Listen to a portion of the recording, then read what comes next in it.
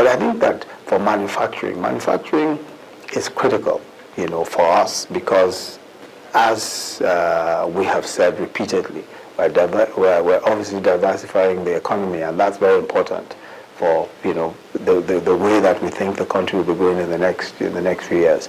But you see, we also have to focus on ensuring that the manufacturing industry is not completely import dependent. At the moment, the manufacturing industry is a significantly draws from importation.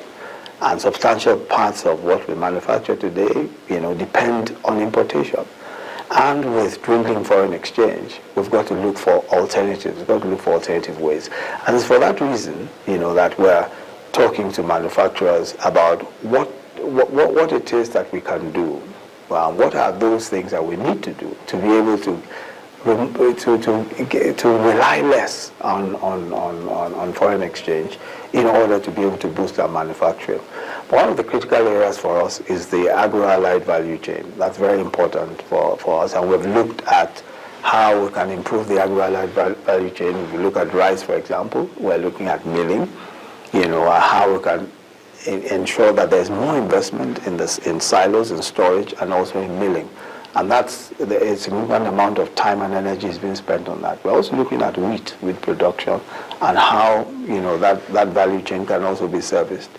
There are improved seedlings now that the Ministry of Agriculture is investing in, and we think that if we focus substantially on agriculture and that value chain, we can make significant progress. Even tomato puree, which at the moment is being imported. We know there's a great deal of effort by the current local manufacturers and importers to focus on how to produce tomato puree locally. And there are quite a few initiatives of that kind. But we're also looking at we're also looking at technology. How can we leverage technology in manufacturing and technology itself, and we think that a lot of the startups that we're able to encourage, especially some of the efforts there's Lagos, we have co-creation, and we have some of those other technology startups that government is trying to encourage. We think that technology might be a very quick way, might be a fast way of getting to the kind of manufacturing ascendancy that we're looking at, and we're trying to encourage that as well. We think that with technology parks, with the introduction of technology parks, we'll be able to speed up advancements in technology. That will then have to be complemented with power supply. Oh yeah. I mean, and that's why we're spending so much money on infrastructure. And that's power. I mean, we're going to spend a lot of money on power. And you see, if you look at our whole capital spend in this budget, is directed at ensuring that we're able to improve the economy significantly. So if you look at our road networks, the road networks that we're paying attention to, there are road networks that are crucial to the economy, crucial to the movement, especially of goods and services across the states. Those are the kinds of road networks that we're focusing on. Road networks that connect states, that are directly relevant to the economy. Even the rail networks that we're looking at, the coastal rail network, the one from Lagos all the way to Obudu, all the way, and then the one from Lagos to Kano. The whole point of all of these are not only to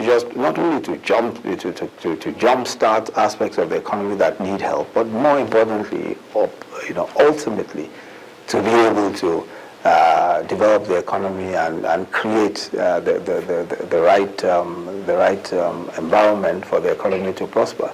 Well, so power, is crucial. Power is extremely important because, of course, we know that today we have significant problems with power. But we think that in the next few months we should be seeing some progress. Yes. And I mean, clearly, agriculture is very important, but looking through the budget, the breakdown, the provisions for various sectors, Foreign Affairs has got about 40 billion, Ministry of Interior has got about 145. But look at agriculture. just a little over 29 billion.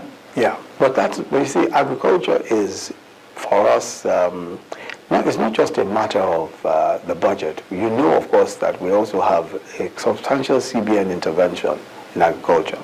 The intervention fund is about 3-4 times this size.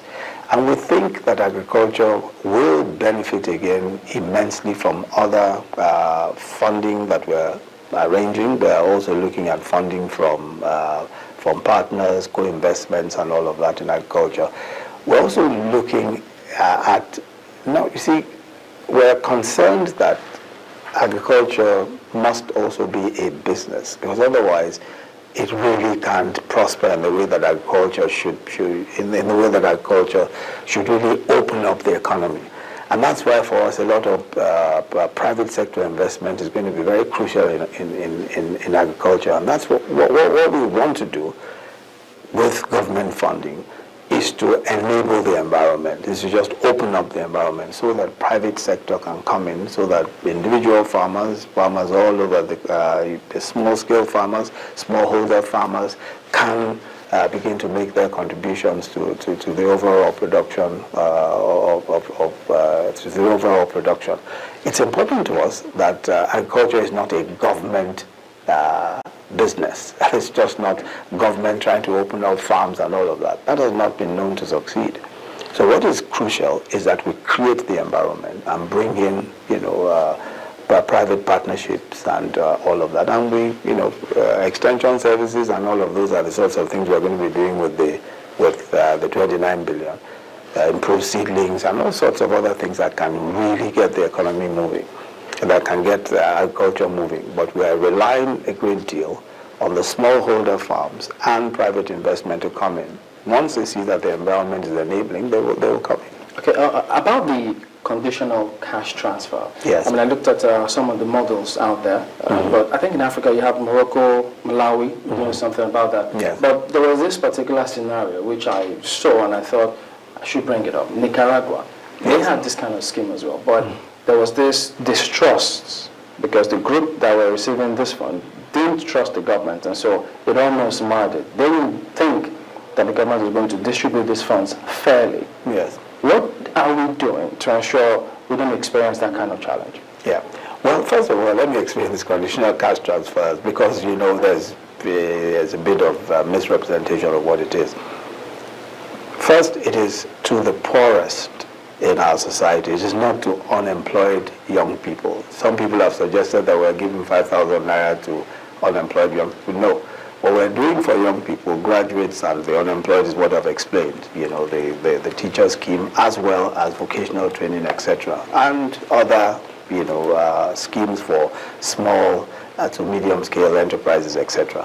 But for the poorest, and we're talking of the most vulnerable in our societies, we are looking at giving them conditional cash transfers. Now, a conditional cash transfer is a transfer, is money that's given to them if they have children in school, they have children enrolled in primary school, and if they're participating in immunization. So those are the conditions. Some people have also, we're also looking at models where you may say that you must receive some kind of training, in order to enable you to do some kind of business, also as a condition for getting a transfer, for getting some money. Now, these are the poorest, as I said, in society. Now, what we've done, how do you identify the poorest? We have, and by the way, conditional cash transfers are not entirely new in Nigeria. The World Bank has done some transfers, especially in some areas of the north, had done some transfers in the north a few years ago.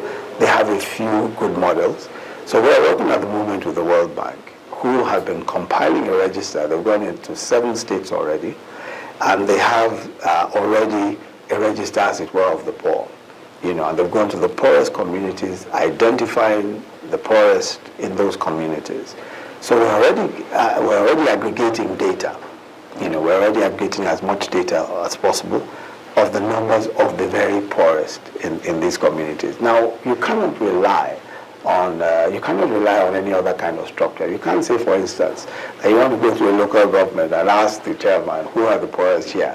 It has to be a much more empirical approach, and that's why we've engaged the World Bank We're also speaking to the Bill Gates Foundation. They have the social inclusion schemes and all that, and we're speaking to them about assisting us in that whole process. Because we think that as much as possible, it must be an objective process, a verifiable process, so that it has credibility. And that's why we are working in this way with the World Bank and hopefully with the Bill Gates Foundation as we go along. So we expect that very soon we'll have a complete register of the number of those who can be considered extremely poor. Of course, the disabled poor, you know, the most vulnerable in society, will be able to benefit from conditional cash transfers. Right. But anywhere in the world, there is no perfect conditional cash transfer scheme. But we're going to work at it and do our best to make sure that it works. Because there are lots of people who want several types of clarification, but I guess we'll do that another time. Well, there you have it, a special interview with the Vice President, Professor Yemi Osinbajo.